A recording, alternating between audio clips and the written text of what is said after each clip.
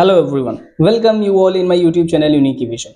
आज की वीडियो में हम बात करने वाले हैं स्पेशली कि कौन कौन से ऐसे फैक्टर्स हैं जिनकी वजह से हमारा जो लिफ्ट है एयरक्राफ्ट के ऊपर वो मॉडिफाई किया जा सकता है या जिसकी वजह से इफेक्टेड हो जाता है, यानी उसको बढ़ाने से बढ़ता है या उसको घटाने से घटता है। ये चीज देखेंगे और स्पेशली हम ये देखेंगे क्योंकि उनमें से एक फैक्टर है एंगल ऑफ अटैक। तो एंगल ऑफ अटैक क्या होता है ये तो हमने देख लिया था, बट एंगल ऑफ अटैक की वजह से हमारे एयरक्राफ्ट के लिफ्ट डिस्ट्रीब्यूशन पर क्या इफेक्ट पड़ता है, इस चीज को भी इस वीडियो में हम देखने वाले हैं। ठीक है, तो सबसे पहले मैं आपको बता दूं कि कौन कौन से ऐसे फैक्टर्स होते हैं जिनकी वजह से हमारा लिफ्ट जो है वो वेरी कर सकता है। ठीक है, तो लिफ्ट क्या होता है ये आपको बहुत अच्छे से पता है। हमारे एयरक्राफ्ट के विंग्स होते हैं, उन विंग्स के शेप की वजह से जब उसके ऊपर हमारा एयर मूव करता है तो प्रेशर डिफरेंशियल की वजह से विंग के नीचे प्रेशर बढ़ जाता है तो एयरक्राफ्ट जो है ऊपर की तरफ उड़ जाता है। लेकिन कौन कौन से ऐसे फैक्टर्स हैं जो इस लिफ्ट को अफेक्ट कर सकते हैं, उनमें से कुछ फैक्टर्स हैं जैसे कि पहला होता है डेंसिटी ऑफ द एयर, यानी कि जिस जगह पर वो एयरक्राफ्ट उड़ रहा है, जैसे मान लीजिए कि वो 5000 फीट की अल्टीट्यूड पर उड़ रहा है, जैसे मैंने पहले ही बताया है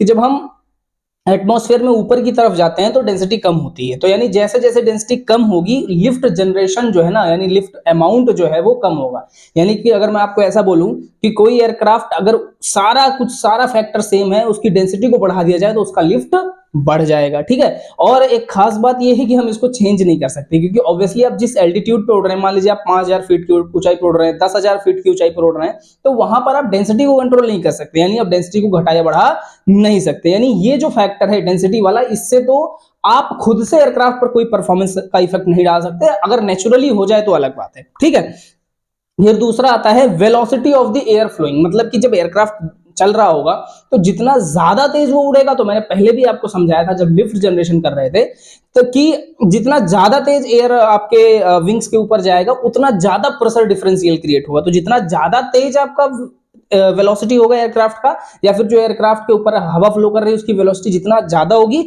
लिफ्ट जनरेशन उतना ज्यादा होगा। ठीक है, तो इसको आप कंट्रोल कर सकते हो। आप अगर इंजन का पावर बढ़ाओगे तो लिफ्ट बढ़ जाएगा, इंजन का पावर घटा दोगे तो एयरक्राफ्ट की स्पीड घट जाएगी, तो क्या होगा, अल्टीमेटली आपका वेलोसिटी, आपका लिफ्ट भी घट जाएगा। ठीक है, तीसरा होता है लिफ्ट कोफिशिएंट। ठीक है, तो लिफ्ट कोफिशिएंट क्या है, एक्चुअल में ये एंगल ऑफ अटैक को डिनोट करने का एक तरीका है। यानी कि आप ये अगर देखो कि एयरक्राफ्ट के एंगल ऑफ अटैक को आप बढ़ा दो। ठीक है, एंगल ऑफ अटैक क्या होता है, तो मैंने आपको बहुत पहले बताया है कि एंगल ऑफ अटैक का मतलब होता है जो आपके एयरक्राफ्ट है उस पर जो रिलेटिव एयर है और आपके एयरफॉइल यानी कि विंग्स का जो कॉर्ड लाइन है उनके बीच जो एंगल बनता है, उस वाले एंगल को हम बोलते हैं एंगल ऑफ अटैक। यानी कि अगर एयरक्राफ्ट का ऐसे नोजअप कर दिया जाए, थोड़ा सा ऐसे उसको ऊपर की तरफ उठा दिया जाए, तो इससे भी आपका लिफ्ट बढ़ता है। ठीक है, तो आप इसको भी कंट्रोल कर सकते हैं। ऑब्वियसली एयरक्राफ्ट को थोड़ा सा नोजअप कर सकते हैं, लेकिन इसमें कुछ लिमिटेशंस हैं जिनकी वीडियो में हम विस्तार से बात करेंगे जब हम एंगल ऑफ अटैक के रिलेशन को देखेंगे थोड़ी देर के बाद। फिर चौथा आता है आपका surface area of the airfoil या फिर विंग। ठीक है, तो यानी कि अगर आपका एयरक्राफ्ट है उसका सरफेस एरिया ऑब्वियसली पहले से डिसाइड होगा, मैन्युफैक्चरर ने बना के दिया होगा, आप उसके एरिया को भी घटा और बढ़ा नहीं सकते हो, वो मैन्युफैक्चरर ही डिसाइड करता है सारे एक्सपेरिमेंट सारे रिसर्च के बाद, तो आप उसको भी घटा बढ़ा नहीं सकते। हालांकि अगर आप बढ़ाओगे सरफेस एरिया तो आपका लिफ्ट बढ़ जाएगा, जितना ज्यादा बड़ा विंग होगा उतना ज्यादा लिफ्ट जनरेट होगा, जितना ज्यादा सरफेस एरिया होगा, ये मैंने पहले भी बताया है। लेकिन आप इसको अल्टर नहीं कर सकते क्योंकि मैन्युफैक्चरर ने ऑलरेडी स्ट्रक्चर को सेट करके दिया है। इसके अलावा आखिरी चीज जो आता है वो होता है शेप ऑफ द विंग। तो मैंने आपको अच्छे से पढ़ाया था जब मैं आपको बता रहा था कि हमेशा हम क्या करते हैं, एसिमेट्रिकल विंग्स का यूज करते हैं। एसिमेट्रिकल का मतलब क्या होता है, ऊपर का कर्वनेस ज्यादा होता है और नीचे लगभग वो स्ट्रेट होता है। तो ऐसा करने से ही प्रेशर डिफरेंशियल क्रिएट होता है। यानी अगर ऊपर का कर्व और नीचे का कर्व आपके विंग का सेम ही होगा तो कोई भी लिफ्ट जनरेट नहीं होगा बिना एंगल ऑफ अटैक को इंक्रीज किए हुए। ठीक है, तो इसीलिए हम कर्व सर्फेसेस बनाते हैं ताकि 0 डिग्री एंगल ऑफ अटैक पे भी हमें थोड़ा बहुत लिफ्ट मिल जाता है। ठीक है, तो इसके लिए ही हमारे ये इतने फैक्टर्स हैं जिनकी वजह से लिफ्ट जनरेट हो सकता है, सॉरी लिफ्ट जो है इफेक्ट हो सकता है। यानी अगर आप इनको घटाओ बढ़ाओ तो लिफ्ट घट बढ़ सकता है। लेकिन इनमें से आपने देखा सिर्फ 2 ही ऐसे फैक्टर्स हैं, पहला एंगल ऑफ अटैक और दूसरा जो आपका वेलोसिटी। इसके अलावा बाकी जो 3 फैक्टर्स हैं, डेंसिटी ऑफ द एयर उसको आप चेंज नहीं कर सकते। इसके अलावा आपके पास बचा विंग स्पैन, मतलब विंग एरिया आपका जो होता है वो भी आप अल्टर नहीं कर सकते। और लास्ट बचा आप the shape of the airfoil, वो भी मैन्युफैक्चरर पहले से ही बना के देता है तो आप उसको भी अल्टर नहीं कर सकते।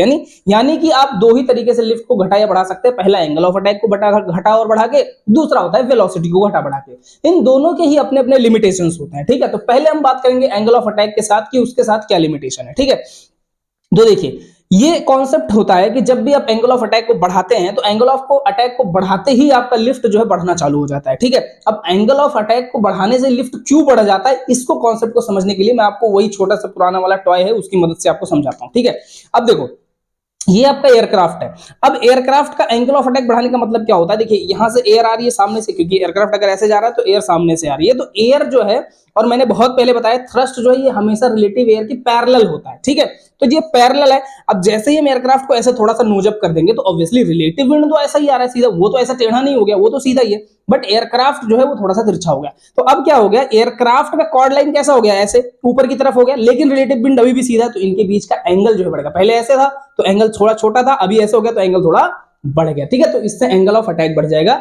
एंगल ऑफ अटैक बढ़ने से क्या होगा, जब एंगल ऑफ अटैक बढ़ेगा तो एयर, आप खुद सोचिए, जब एकदम सीधा होता है तो एयर डायरेक्ट आकर के यहां पे पड़ता है और यहां से पीछे तक चला जाता है। लेकिन जैसे जैसे आप एंगल ऑफ अटैक को ऊपर करते हैं तो एक्चुअल में होता कुछ नहीं है, आपका एयरक्राफ्ट जैसे जैसे ऊपर होता है, ये एक्चुअल में विंग है ना, इससे ज्यादा कैम्बर हो जा, मतलब रहता एक्चुअल में नहीं है ज्यादा कैम्बर, बट क्योंकि ऊपर हो गया तो ज्यादा ट्रेवल करने को मिलता है ना एयर को। अब एयर यहां कहीं टकराएगा और वहां से ट्रेवल करना चालू करेगा तो पीछे तक ज्यादा दूर तक ट्रेवल करेगा, तो ज्यादा दूर तक ट्रेवल करता है, इसकी वजह से लिफ्ट जनरेशन ज्यादा हो जाता है। ठीक है, रही बात वेलोसिटी की, तो वेलोसिटी में पहले भी एक्सप्लेन कर सका हूं, जितना ज्यादा तेजी जाएगा डिफरेंशियल उतना ज्यादा क्रिएट होगा और लिफ्ट उतना ज्यादा इंक्रीज हो जाएगा। ठीक है, अब इसकी वजह से होता क्या है, होता यह है कि आप देखिए, मैंने अभी जस्ट पिछले वीडियो में बताया था कि हमारा जो विंग होता है ये एक्चुअल में नंबर ऑफ एयरफॉइल से मिलकर बना होता है। ठीक है, एयरफॉइल क्या है, तो छोटे छोटे आपके विंग्स के जो इंटरसेक्शन पॉइंट्स होते हैं जिनको हम काट दें ऐसे छोटे छोटे पार्ट में, तो ये सारे छोटे छोटे पार्ट अपना अपना लिफ्ट जनरेट करते हैं। ऐसा नहीं होता है कि पूरा विंग एक ही जगह लिफ्ट क्रिएट कर रहा होता है। ठीक है,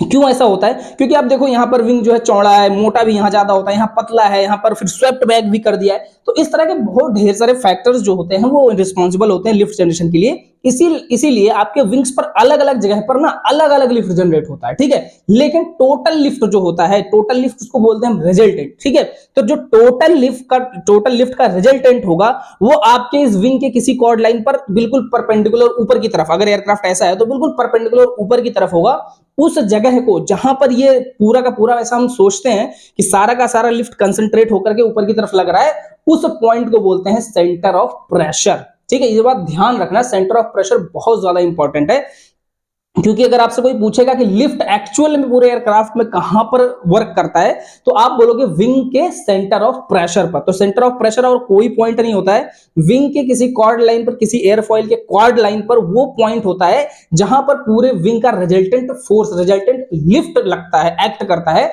उसी को बोलते हैं सेंटर ऑफ प्रेशर। ठीक है, अब एंगल ऑफ अटैक के साथ सेंटर ऑफ प्रेशर जहां पर पूरा का पूरा लिफ्ट लग रहा है उसका एक बड़ा खास रिलेशन होता है। जैसे ही आप एयरक्राफ्ट का एंगल ऑफ अटैक बढ़ाते हो, एंगल ऑफ अटैक बढ़ाने का मतलब नोजअप करना, सिंपल, अगर सिंपल भाषा में बोले तो अगर आप जैसे ही एंगल ऑफ अटैक बढ़ाओगे तो इस सेंटर ऑफ प्रेशर ना हमेशा आगे की तरफ, यानी ये लीडिंग एज है, ये ट्रेलिंग एज है, तो लीडिंग एज की तरफ, आगे की तरफ भागता है। ठीक है, ऐसा क्यों होता है आप खुद सोच के देखो। ये एयरक्राफ्ट है, जैसे ही आपने इसको ऐसे किया तो ऐसे करने से होगा क्या, आपका मैंने पहले बताया एयर जो है ज्यादा आगे से ट्रेवल करना चालू करेगा, क्योंकि ऐसे हो गया ना, तो एयर यहां कहीं आकर के टकरा रहा होगा, तो एयर जो है वो ज्यादा ट्रेवल करना कहां पे चालू कर रहा है, आगे की तरफ, और पीछे की तरफ इसका डिस्टेंस कम हो जाता है। ठीक है, आप खुद सोच के देखो, अगर पीछे से देखो तो एयरक्राफ्ट ऐसे रहेगा, तो क्या होगा, एयर यहां से आया और ये पीछे वाली सरफेस को धीरे धीरे छोड़ने लगेगा। जैसे जैसे आप एंगल ऑफ अटैक बढ़ाओगे तो एयर आगे तो ज्यादा जल्दी टकरा जाएगा, लेकिन पीछे से वो सेपरेट होने लग जाएगा, राइट। तो इसीलिए क्योंकि आगे की तरफ ज्यादा जो है एयर टकरा रहा है और ज्यादा डिस्टेंस कवर कर रहा है, इसलिए आपका सारा का सारा लिफ्ट कहां भाग रहा है, आगे की तरफ भाग रहा है। तो मैंने अभी क्या बताया, सेंटर ऑफ प्रेशर वो पॉइंट ही है जहां पर टोटल लिफ्ट काम करता है। तो जब सारा लिफ्ट आगे की तरफ भाग रहा है तो सेंटर ऑफ प्रेशर भी कहां जाएगा, आगे की तरफ जाएगा, लेकिन ये एक पॉइंट तक जाएगा, 10 डिग्री 15 डिग्री अपना एयरफॉइल पे डिपेंड है, 20 डिग्री मैक्सिमम। इसके बाद क्या होगा, अब मान लो एयरक्राफ्ट है, इतना बढ़ाया तो बहुत अच्छी बात है, इतना बढ़ाया बहुत अच्छी, अब इतना बढ़ा दिया तो अब क्या होगा, सारा एयर यहां पे लगने लग जाएगा, यानी विंग पर पीछे जा ही नहीं रहा है बिल्कुल भी, यहां सारा लग के रुक जा रहा है, बहुत कम एयर पीछे जा रहा है। तो ऐसे केस में क्या होगा, अब अचानक से आपका क्या होगा, लिफ्ट डिक्रीज होने लग जाएगा, यानी पहले तो एंगल ऑफ अटैक आपने बढ़ाया एक कुछ रेंज तक, तो लिफ्ट आपका दनादन बढ़ रहा था, लेकिन जैसे ही आपने एक पर्टिकुलर एंगल से ज्यादा किया, आपका लिफ्ट कम हो गया और ड्रैग ज्यादा बढ़ने लग गया। ठीक है, तो वो पॉइंट जहां पर एयरक्राफ्ट का विंग मैक्सिमम लिफ्ट प्रोड्यूस करता है, उस पॉइंट को बोलते हैं क्रिटिकल एंगल ऑफ अटैक, यानी वहां मैक्सिमम है। अगर आप उससे थोड़ा भी ऊपर करोगे तो आपका लिफ्ट जो है डिस्टॉर्ट हो जाएगा और ड्रैग लिफ्ट से भी ज्यादा जनरेट होने लग जाएगा। ठीक है, उस पॉइंट को बोलते हैं स्टॉलिंग पॉइंट या फिर स्टॉलिंग एंगल ऑफ अटैक, यानी वो पॉइंट जहां पर आपका लिफ्ट डिस्टॉर्ट हो जाता है, जिसके बाद आपका विंग जो है वो लिफ्ट प्रोड्यूस करता है। ये ध्यान रखना, बहुत बार क्वेश्चन पूछा जाता है, बहुत लोग गलत करते हैं। ऐसा नहीं है कि स्टॉल एंगल के बाद आपका एयरक्राफ्ट जो है या आपका विंग जो है लिफ्ट प्रोड्यूस करना बंद करता है। लिफ्ट फिर भी प्रोड्यूस हो रहा होता है, लेकिन उस लिफ्ट से कई गुना ज्यादा आपका ड्रैग क्रिएट होने लग जाता है। इस वजह से हम बोलते हैं कि स्टॉलिंग एंगल से पहले ही हमें रखना होता है अपना एंगल ऑफ अटैक, यानी स्टॉलिंग एंगल तक हम कभी जा ही नहीं सकते हैं। ठीक है, तो ये तो रिलेशन हो गया आपके एंगल ऑफ अटैक वर्सेस आपका क्या नाम है, एंगल ऑफ अटैक वर्सेस आपका लिफ्ट। ठीक है, कि लिफ्ट आप कैसे बढ़ेगा, एंगल ऑफ अटैक बढ़ाएंगे, तो इसका सीधा सा फॉर्मूला है, पहले जब आप कुछ क्रिटिकल एंगल, वो हर एक एयरफॉइल का डिफरेंट डिफरेंट होता है, तो क्रिटिकल एंगल तक तो आपका क्या होगा, लिफ्ट बढ़ेगा। लेकिन जैसे ही आपने क्रिटिकल एंगल को पार किया, आपका विंग का जो आपका जो विंग है वो क्या हो जाएगा, स्टॉल हो जाएगा। और अगर विंग स्टॉल हो जाएगा तो क्या होगा, आपका एयरक्राफ्ट जो है सीधे डाउन हो जाएगा। क्यों? क्योंकि उस टाइम पर आपका लिफ्ट जो है बहुत ज्यादा कम हो जाएगा और आपका ड्रैग वो बहुत ज्यादा लिफ्ट से कई गुना ज्यादा बढ़ जाएगा। ठीक है, तो इसीलिए अगर आपको स्क्रीन पर आपके ग्राफ भी दिख रहा होगा, अगर आप उस ग्राफ को भी देखोगे तो आपको क्या पता चलेगा कि जैसे जैसे आप एंगल ऑफ अटैक बढ़ाते हैं, आपका लिफ्ट भी इंक्रीज करता है और ड्रैग भी इंक्रीज करता है। याद करिए, मैंने बताया जितना ज्यादा लिफ्ट होगा उतना ही ज्यादा वर्टिसेस होंगे, और जितना ज्यादा वर्टिसेस होंगे उतना ही ज्यादा इंड्यूस ड्रैग होगा। यानी कि अगर आप लिफ्ट बढ़ाओगे तो ऑब्वियसली ड्रैग भी बढ़ेगा, लेकिन जब तक आप क्रिटिकल एंगल के अंदर रहते हैं तब तक लिफ्ट बहुत ज्यादा बढ़ता है और ड्रैग उसके कंपैरिजन में, आपके लिफ्ट के कंपैरिजन में कम बढ़ता है। जैसे अगर आपका लिफ्ट 10 न्यूटन मीटर बढ़ रहा है तो ड्रैग हो सकता है 2-3 न्यूटन मीटर बढ़ रहा है, लेकिन क्रिटिकल एंगल के बाद ऐसा नहीं होता कि लिफ्ट कम हो गया, लिफ्ट नहीं बन रहा है, लिफ्ट बन रहा है, बहुत कम बन रहा है। यानी अब क्या हो गया कि लिफ्ट 1-2 न्यूटन बन रहा है और ड्रैग 10-20 न्यूटन बन रहा है। तो ऐसे केस में क्या होगा, एयरक्राफ्ट पूरी तरह से इंबैलेंस हो जाएगा, अनस्टेबल हो जाएगा और वो सीधे की सीधे क्रैश होने की कंडीशन में आ जाएगा, अगर उसको दोबारा से रिकवर ना किया गया, यानी उसको दोबारा से क्रिटिकल एंगल के अंदर में नहीं लाया गया, तो आपका एयरक्राफ्ट जो है वो इंस्टॉल कर जाएगा। इसीलिए बहुत जरूरी होता है कि जब भी आप एयरक्राफ्ट को उड़ा रहे हैं या जब पायलट को ट्रेनिंग दी जाती है तो उसे समझाया जाता है कि आप हमेशा स्टॉलिंग एंगल से काफी दूर रहिए, स्टॉलिंग एंगल के आसपास भी मत जाइए। ठीक है, तो ये तो हो गई आज की वीडियो जिसमें मैंने यह समझाया आपको कि लिफ्ट किन फैक्टर से इफेक्ट होता है और एंगल ऑफ अटैक और लिफ्ट का क्या रिलेशन होता है और ऑब्वियसली स्पीड का क्या रिलेशन होता है। तो अगर आपको ये वीडियो पसंद आई हो तो आप प्लीज वीडियो को लाइक करिए, शेयर करिए और सब्सक्राइब करिए ताकि सबकी हेल्प हो सके।